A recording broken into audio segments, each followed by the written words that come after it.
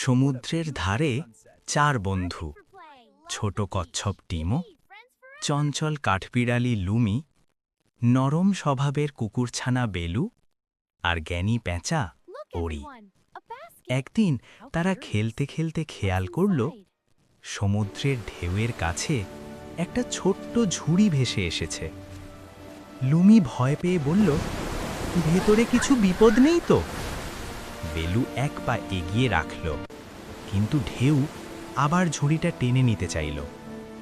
Timo ধীরে ধীরে সামনে এসে বলল, একসাথে থাকলে ভয় কমে। ওড়ি ওপর থেকে শান্ত গলায় বলল, ধৈর্য ধরো, সময় নাও। সবাই মিলে ঝুড়িটা ধরে টেনে আনল। ভেতরে ছিল খাবার নয়, সোনা নয়, একটা ছোট্ট চিঠি। চিঠিতে লেখা, যে একা লড়তে ভয় পায় সে বন্ধু পেলে জয়ী হয়। চার বন্ধু একে অপরের দিকে তাকিয়ে হাসল। সমুদ্র শান্ত হয়ে গেল, আর তারা বুঝল সবচেয়ে বড় উপহার হলো একসাথে থাকা।